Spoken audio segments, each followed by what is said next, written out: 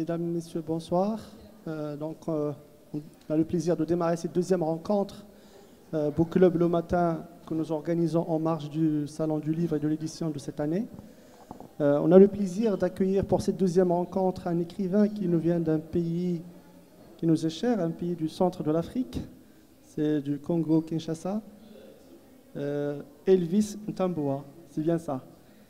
Alors, cette rencontre, pour nous, elle a un double intérêt. D'abord parce que la maison d'édition qui édite ce livre n'est autre que La Croisée du Chemin. Et on ne peut pas avoir une pensée pour Feu Abdelkader Tnani, qui a été un grand militant pour la culture au Maroc. Et aujourd'hui, il le prouve encore parce qu'il a été toujours précurseur et pionnier, parce qu'aujourd'hui, il nous permet de découvrir des talents qui nous viennent d'autres pays d'Afrique. Donc un grand monsieur qui a beaucoup donné et un grand merci à lui.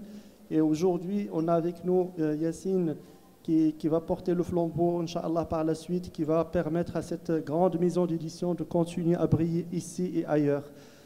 Pour la modération de cette rencontre, ça sera avec notre collègue Souad Bedri, rédactrice en chef au sein du groupe Le Matin.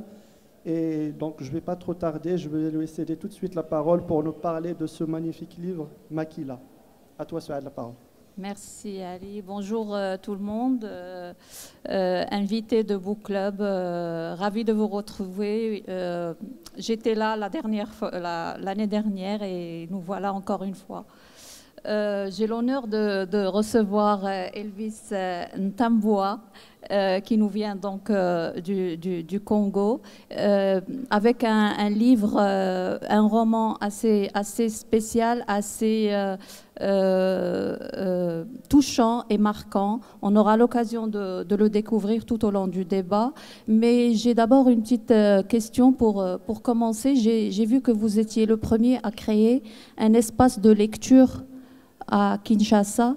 Moi, je m'attendais à voir quelqu'un de plus vieux. D'où vous vient cet amour de la lecture que, en plus, vous voulez partager? Bonsoir tout le monde. Déjà pour saluer, ça fait plaisir d'être ici parmi vous. Je m'en vais déjà répondre à la première question ça a été le fruit d'une longue réflexion. En fait, j'ai grandi à Kinshasa. À Kinshasa, il n'y a pas autant de bibliothèques municipales. Il n'y en a pas. Et il y a un problème avec le prix du livre. Les livres coûtent beaucoup. Ils ne coûtent pas beaucoup en vrai, quand on y pense. Ils ne coûtent pas beaucoup, c'est que les gens n'ont pas d'argent. Les gens n'ont pas d'argent. On a un salaire qui minimum, on va dire, $90 le mois. Alors, il y a quelqu'un qui me pose la question, si ton livre il coûte $15, si je mets $15 pour acheter un livre, j'ai déjà épuisé pratiquement une grande partie de mon salaire. Il faut payer le loyer, il faut payer à manger. Et comment on fait? Et pour moi, c'était un souci parce qu'on doit lire pour nourrir l'esprit. On ne peut pas seulement nourrir le ventre. Alors, j'ai pris les livres que j'ai lus. J'ai regroupé les livres que j'ai lus. J'ai fait appel à 2-3 personnes qui avaient des livres. Et je suis parti dans ma commune, là où je suis né. Je suis rentré en contact avec le maire, comme on dit. Avec le maire, je lui ai demandé d'avoir un espace dans la commune, comme ça les gens, quand ils vont passer, pour avoir accès à cette bibliothèque. Du coup, j'ai pas eu de subvention, ça il faut le dire. On a payé de notre poche, on a créé une sorte de micro-bibliothèque et on a inséré tous les livres qu'on avait et puis on a mis ça pour la commune. Comme ça, plus personne ne va nous dire que j'ai pas d'argent. Comme ça, ils ont un accès direct. Là maintenant, il y a un accès qui est gratuit. Et elle vit toujours, la bibliothèque? Oui, elle vit toujours. Malheureusement, il y a beaucoup de problèmes parce que la culture de la lecture, c'est quelque chose qu'on doit apprendre petit à petit. C'est un élan qu'il faut prendre. On a eu beaucoup de problèmes, même avec les gens à qui on s'est adressé pour avoir l'espace. Le jour même de l'événement, on s'est surpris, il n'y avait pas de chaise, il n'y avait pas de micro, il fallait tout louer, tout faire à zéro. Mais elle est toujours là. De temps en temps, les gens entrent à la maison chez ma mère et les lieux, comme ça au moins on sait que c'est toujours dans un lieu sûr. Vous embarquez toute la famille dans... Tout le monde. D'accord. Donc, on revient au roman, Makila. Donc, quand j'ai reçu le roman, tout de suite, j'ai googlé Makila pour comprendre ce que c'était. J'ai trouvé la traduction, le mot « sang ». Et après, je me suis dit, le mot « sang » avec la photo d'un enfant, J'ai trouvé ça un petit peu, ça m'a choqué un petit peu. Est-ce que c'était voulu? Est-ce que vous avez voulu, dès la couverture, mettre on va dire, ce contraste? Après, il est venu un peu au fur et à mesure. Le mot maquila en soi, c'était un mot qui était choisi dès le début. Après beaucoup de réflexions, il fallait un truc qui est plus informatif que descriptif. Maquila, qui veut dire ça en lingala, c'était pour marquer le temps, pour dire que le livre, il va parler que de tout ce qui est rouge, quoi. Et pour quantifier aussi le nombre de morts qu'il y a à l'est du Congo. Je ne pourrais pas dire qu'il y a 1 million de morts, parce que je ne pense pas qu'il y a 1 million de morts, il y en a plus. S'il faut remonter encore à toutes ces époques coloniales et tout ce qu'il y a avec. En fait, maquila, c'est un mot qui, pour moi, ça prenait tous les sens. Si on parle de la fraternité, on revient sur le sang. Si on repart dans le sacré, le sang a sa place. Et pour revenir dans la guerre, on ne paye que par le sang. D'accord. Après, en commençant un petit peu les premières pages, moi je croyais qu'on allait commencer le roman tout de suite, mais on a une bonne partie qui parle de l'Afrique et qui rappelle les mots MAUX du continent. Pourquoi vous avez voulu commencer par cette vision globale avant d'atterrir vers l'histoire en elle-même? Ouais. Ce prologue-là, pour moi, ça a été une sorte de... Bon, on va dire, on rentre dans l'arène des jeux et on me donne 2 minutes pour parler de moi. Et je ne peux pas parler de moi en tant que Congolais sans parler de moi en tant qu'Africain. Et l'histoire de l'Afrique, on sait il fallait parler de la colonisation, il fallait parler de la vente, de la traite des humains, d'où ça vient, qui nous sommes, notre place centrale dans l'existence de la planète actuellement, que sans Afrique, le monde il s'écroule. Et juste pour vous rappeler, tout ce que vous avez fait de nous, on sait. Et surtout, je voulais l'apporter à travers les yeux d'un enfant qui est carrément un peu innocent de tout ce qui se passe, mais qui paye quand même jusqu'à présent de tout ce qui se passe, tout ce qui a été, mais il est victime, il continue de payer pour une lutte qu'il ne connaît pas, qu'il ne connaît ni d'Adam ni d'Ève. Et il fallait bien que je marque ce prologue-là pour me sentir personnellement, il fallait que je me sente libre, dégagé, apporter ma pierre à l'édifice de ce qu'est la souffrance de la colonisation. Parce que c'est une douleur, un mot, MAUX, qu'on porte toujours actuellement. On ne peut pas se le cacher parce que s'il faut parler de tout ce qui souffre avec le maquila, avec l'enfant, avec la colonisation, on comprend que le Congo paye toujours de cobalt, de l'or, l'Afrique en général paye toujours. Et sans Afrique, il n'y aura pas le monde. Est-ce que c'était aussi une manière d'introduire ce qui se passait justement au Congo? Oui, il fallait l'introduire dans ce sens-là. On commence par l'acheminement de tout ce qui a été avant. On revient sur le partage de l'Afrique du 185 en Allemagne. Et on revient sur l'État indépendant du Congo. On revient sur le Congo belge. Et on rentre dans le Congo actuel. Et c'est toute une introduction de mon passé et le présent actuel. Il fallait bien que c'est une sorte de tracer un arbre généalogique de qui je suis, vu à travers les yeux d'un enfant, quoi. Bon, c'est vrai que vous analysez un petit peu les mots du continent, mais vous n'allez pas jusqu'à proposer des solutions ou donner des pistes de réflexion ou dire justement ce qui commence à se développer dans ce continent.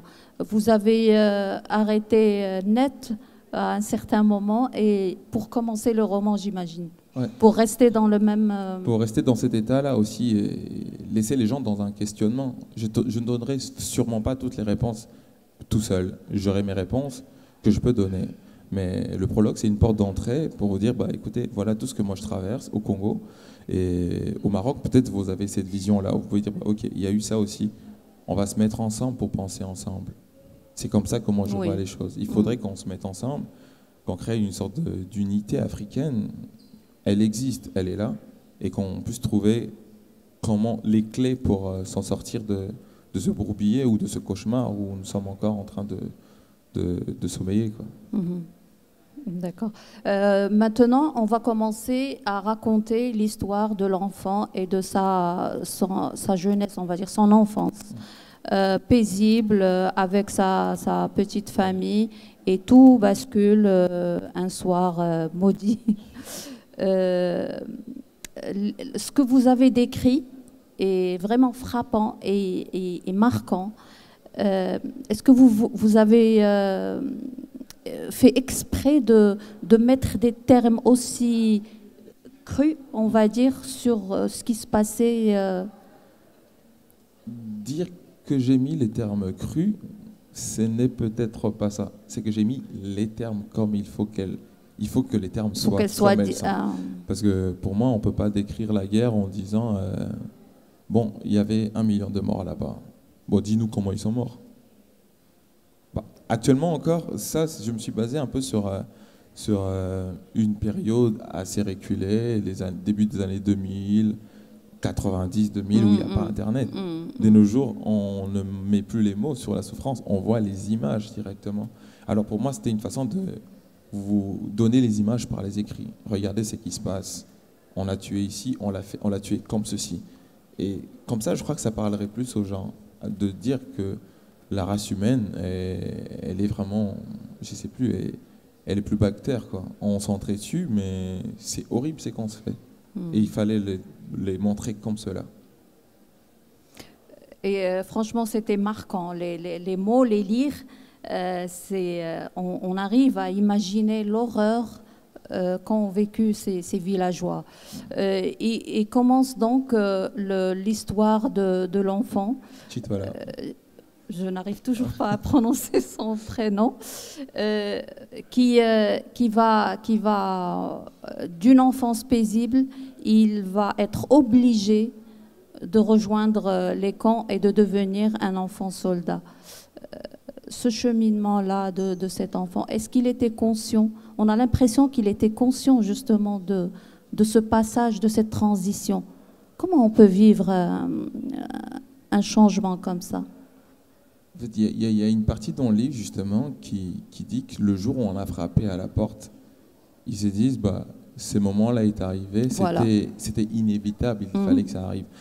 Parce qu'il y a beaucoup d'exemples comme ça. Si vous regardez par exemple le petit pays de Gaël Faye, on se rend compte qu'on est dans une sorte de loterie, quoi. Les rebelles, ils passent maison après maison.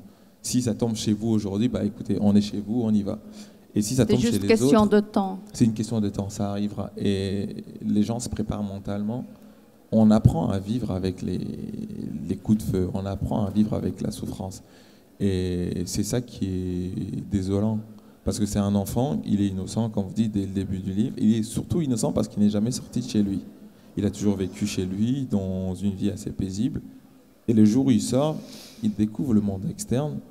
Et c'est là que tous ses rêves de ce monde s'effondrent parce qu'il comprend que l'extérieur n'est pas toujours joli et qu'il y a ça dehors.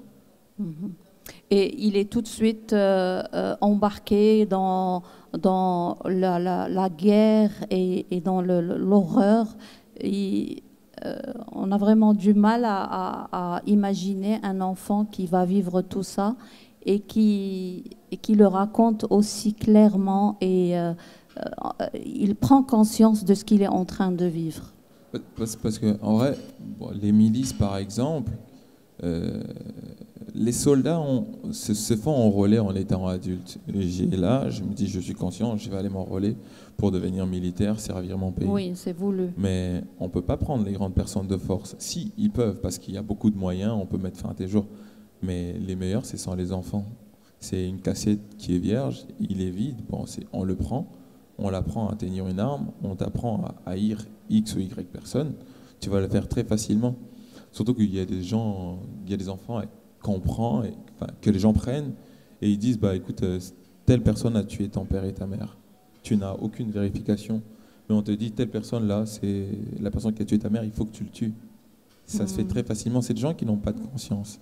Et malheureusement, c'est des gens qui sortent de ce monde-là en étant brisés parce qu'ils n'ont plus de place au pays. Moi, j'ai été, pour la petite parenthèse, petite anecdote, j'ai été embarqué dans une voiture par un taximan qui était un ancien enfant soldat et qui m'explique que lui, il passait juste, il était à l'est du Congo Et il roulait bien dans sa voiture et il y a une milice qui venait dans le sens contraire, qui était coincé et il n'arrivait pas à passer. Et lui, tout bonnement, tout gentiment, il dit bah, je peux vous aider à passer, on peut mettre une pierre ici, une pierre là-bas et je peux vous aider. Il fait et il réussit le premier coup. Et ils lui disent bah, si tu arrives à nous sauver là, ça veut dire que tu peux rouler n'importe où, on te prend. Et tu n'as rien à dire. Si tu dis non, bah, tu mets un point à ta vie. C'est vraiment un des processus barbares, bien sûr, mais les enfants d'abord, parce que les enfants vont nous aider à aller plus facilement, parce que c'est les gens qui comprennent vite et on le dit fais ci et fais ça. Mais on a l'impression que malgré qu'il soit entraîné dans ces horribles actes, il a toujours gardé une conscience et il a toujours eu de la peine pour les gens qui sont tués, qui sont massacrés.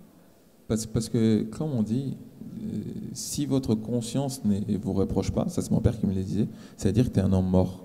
Même si tu es vivant, si tu fais du mal et que ta conscience ne te dit rien, ça veut dire que il n'y a rien, tu es vraiment vide.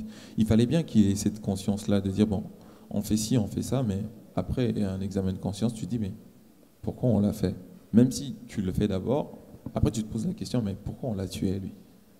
Et c'est justement tous ces questionnements, tu n'as pas de réponse, mais tu vas accumuler les questions. Mais pourquoi on a fait ça là-bas? Pourquoi on prend ça? Et au fur et à mesure, plus tu te rends compte que ce n'est pas bon, tu arrives aussi à te révolter.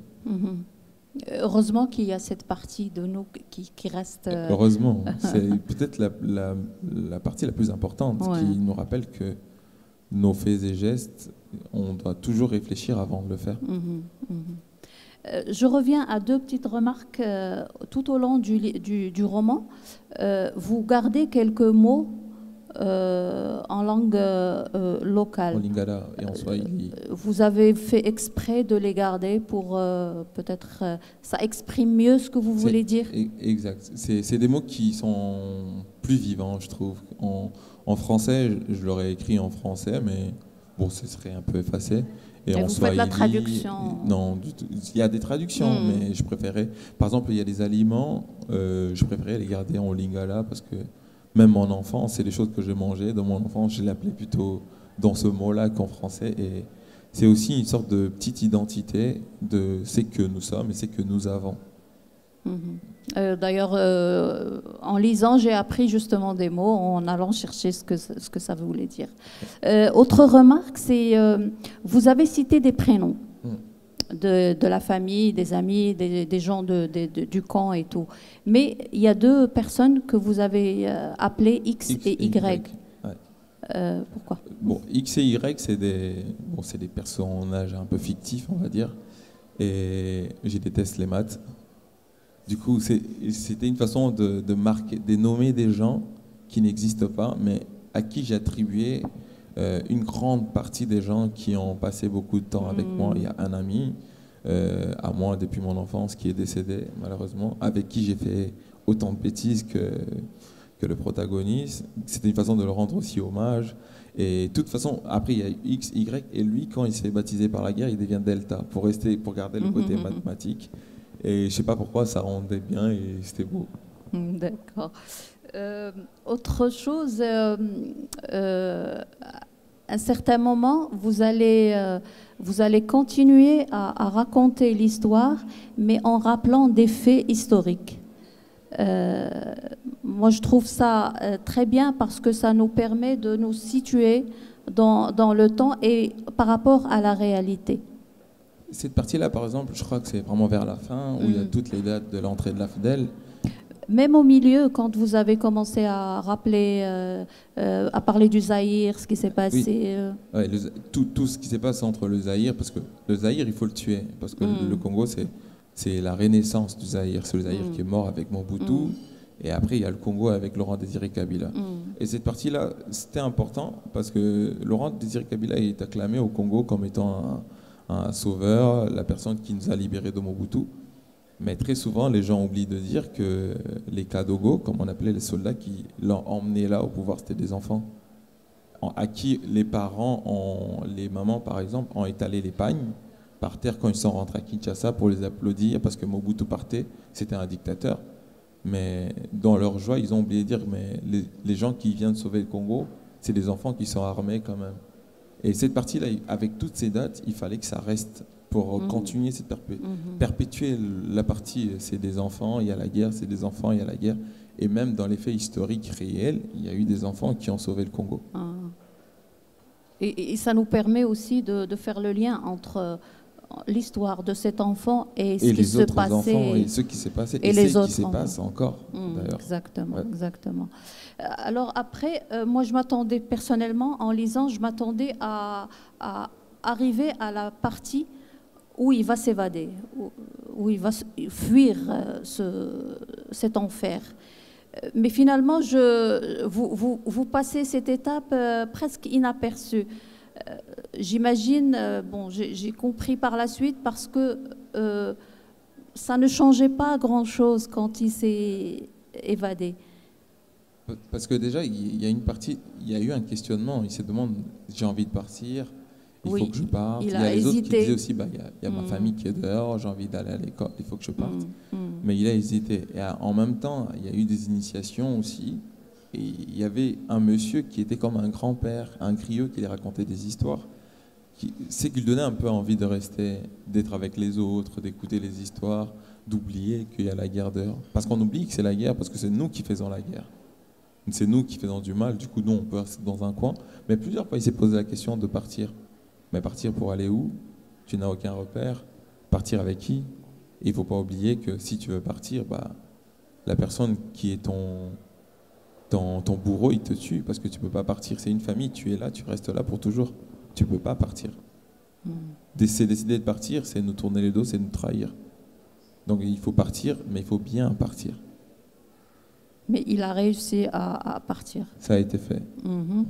Et il va découvrir une autre vie. Là, il va découvrir une autre vie. Tu te rends compte que tu pars, c'est fini la guerre, mais tu es abandonné tout seul dans un pays où il y a tout, mais il n'y a rien en même temps. Il faudrait que tu apprennes à te reconstruire. Et tu t'es reconstruit après avoir été un enfant soldat, tu deviens un enfant de la rue.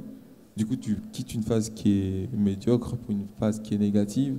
Rien n'évolue vraiment parce que le regard social, dans la société, les gens regardent toujours des travers, que ce soit un enfant soldat ou un enfant qui est dans la rue. Donc il fallait le faire passer par toutes ces phases qui sont les maux de la société congolaise aussi. Parce que c'est une souffrance. Les enfants, on le regarde comme si c'était des petits sorciers. Moi, j'ai croisé une fois à Kinshasa qui tournait dans tous les sens. Personne ne le regardait, il était pieds nus. Il y a des gens qui passent en voiture, qui sont dans les anses. En fait, limite, on ne le regarde pas comme si c'était un fantôme. Et j'ai eu le courage juste de le poser une question, de demander « Comment tu vas ?» Et là, j'ai été ému moi-même parce qu'il se pose, il me raconte sa vie, je vais bien, là j'ai dormi là-bas, là j'ai fait ci aujourd'hui. Tu sens que c'est un humain, il a envie de parler, mais personne n'est là pour le parler. Au point où il me demandait de l'argent, je lui ai dit que j'ai pas, j'ai dit « Toi, donne-moi de l'argent ». Il m'a sorti les derniers billets qu'il avait. C'est des humains, mais que personne ne regarde. Justement, j'avais une question. Est-ce qu'on guérit de ces blessures quand on a été pendant des années un enfant soldat? Est-ce qu'on va guérir? Est-ce qu'on va pardonner? Est-ce qu'on va arriver à continuer sa vie quand même? Je leur souhaite. Mais en vrai, quand on sort de la guerre, on devient un être humain brisé. On vit avec autant de traumatismes. On réalise qu'on a arraché la vie à autant de personnes. Du coup, il y en a qui vivent que des cauchemars toute leur vie. Et surtout, tu n'as plus une place dans la société. Tu ne peux plus faire ce que tu veux faire, à moins que tu fasses des petits boulots ou que tu vives vraiment inaperçu. Mais je veux que ça change. Mais faire cela, ça les déshumanise et ils sont brisés, ils vivent avec un traumatisme qui est profond. D'où est-ce que vous avez eu toute cette imagination et ces histoires que vous avez racontées, plusieurs cas, plusieurs situations? On vous a raconté ça, on vous a... Mon père, il désarmait les enfants soldats. Alors mon père, il était éducateur, il partait en tout ce qu'il y avait comme zone de guerre à l'est du Congo. Il prend l'avion, il arrive, il les désarme, il les réinsère dans la société, il les réinscrit à l'école. Et étant petit, parce que j'étais trop turbulent, il me prenait de temps en temps pour m'emmener dans des orphelinats. Et moi, je ne comprenais pas que c'était dans les orphelinats. Et une fois à l'orphelinat, il est accueilli par tous les enfants, il joue au ballon. Moi, dans ma tête, je me disais, ça se trouve, papa, il a d'autres enfants, quoi. Et je ne savais pas, moi, je me mettais de loin, j'observais. En fait, c'était une façon de me montrer un autre monde qui n'est pas le monde que nous, on vivait. Et étant petit, je me suis mis à jouer au foot avec les enfants dans la rue quand je rentrais de l'école. Je me rendais compte que c'était des humains. Et une fois que mon père est décédé, j'ai contacté ses collègues avec qui il travaillait, qui m'ont envoyé toutes les informations. Et à partir de ça, j'en ai fait un livre. Donc c'est au moment du décès du papa que vous avez décidé de... Parce que j'ai essayé d'imaginer un peu le revers de la médaille, parce que je me suis dit, il est mort d'un crash d'avion en allant faire le travail. Mais je me suis dit, et si jamais un jour il mourait d'une balle dans la tête, parce qu'il était dans une zone qui était dangereuse, qu'est-ce que j'aurais ressenti, qu'est-ce que j'aurais fait, qu'est-ce qui serait passé? Et c'est un peu tous ces questionnements, une sorte de petit traumatisme aussi, parce que le livre, c'était une façon pour moi de faire mon deuil. Il est mort en 2011 et j'ai mis 10 ans à faire mon deuil pour après écrire un livre. Et c'était une façon de me soulager d'un poids. Et après, justement, on comprend que peut-être ce que vous avez raconté tout au long du roman, c'était ce que regardait, ce que voyait votre papa. Mais il ne me le dira jamais parce qu'on n'a jamais la réponse. Et j'ai tenté tant bien que mal à me rapprocher de cette souffrance-là et à poser des mots dessus avec un cadre qui est le Congo et cette zone. Ça aurait peut-être été ça. Hein. C'est qu'il a vu chaque jour pendant toutes ces souffrances, parce qu'il y a même des documentaires sur Internet qui montrent des enfants dans quel état ils sont, ils portent des armes qui sont plus lourdes qu'eux. C'est probablement ça. Alors moi, je ne voulais pas brûler toute l'histoire, mais je reviens à un point que vous avez soulevé à un certain moment où il va remettre en question la religion. Il va se poser des questions et il va se dire pourquoi ça m'arrive à moi, pourquoi ça nous arrive. C'était vraiment important de le souligner. Oui, parce qu'en vrai, on est humain et au-dessus de nous, on croit toujours en un être supérieur qui est Dieu. Et Dieu étant miséricordieux, il ne veut que du bien, normalement. Et pour un enfant aussi. Et quand tout va mal et que tu te retrouves dans un sacré bourbier, tu te demandes, mais tu remets toute son existence en question. Tu te dis, mais est-ce qu'il existe vraiment?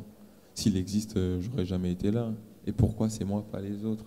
Et avec les yeux d'un enfant, c'est encore plus brûlant parce que, étant adulte, en lisant les Saintes Écritures, en lisant la Bible, le Coran, il y a des phases, on traverse des périodes dans notre vie, on se dit, bon, c'est juste un moment, ça va passer, mais quand tu es un enfant et que tu n'as jamais eu un contact avec tout ça, automatiquement tu dis, mais bon, Dieu c'est une farce, quoi. C'est un truc qui n'a jamais existé, c'est faux, sinon j'aurais jamais été ici, sinon j'aurais retrouvé ma famille, sinon...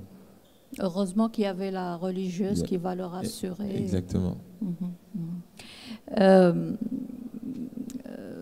voudrais qu'on passe à un autre volet, on va dire, de sortir de l'histoire pour ne pas brûler, parce que sinon je vais tout vous raconter, vous n'allez plus lire l'article, le roman.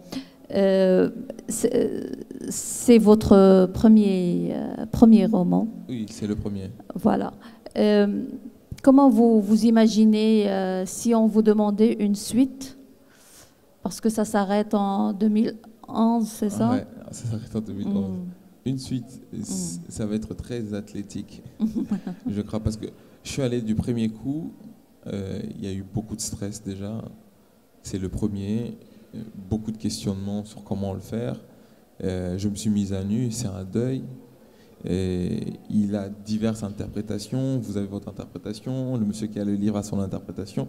Moi, je n'ai plus mon interprétation. Le livre, il vit à travers les gens. Et faire une suite, ça va être... c'est possible, mais ça va être vraiment... Il faut que je me replonge encore dans cette atmosphère, dans toutes ces pensées.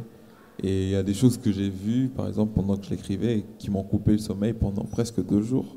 J'imagine. Et il faudrait rentrer encore dans ça. J'imagine. Mais vu que j'espère bien un avenir plutôt magnifique et beau pour le Congo, du coup, je préfère m'arrêter là et que tout sera plutôt merveilleux, quoi. Un autre livre peut-être, Un autre livre. un autre sujet. Sur un autre sujet. On l'espère, on l'attend avec impatience. Eh ben, on arrive à la fin de cet entretien. Je vous remercie, je vous souhaite la bienvenue au Maroc. Je sais que c'est pas la première fois. Vous étiez à Oujda, au Festival du livre maghrébin. Donc vous avez été bien accueillis. J'ai beaucoup aimé. J'ai beaucoup aimé Oujda. C'est calme. Moi, j'aime trop quand c'est calme. Ici, c'est une grande ville. Rabat aussi, c'est une ville calme. Oui, c'est calme, mais je trouve qu'elle est un peu grande pour moi. Moi, j'aime être dans une ville qui est... Je suis un mec des campagnes, on va dire. En tout cas, merci beaucoup. Chocolat. Et bon courage pour le livre et pour les prochains livres, Inch'Allah. Merci.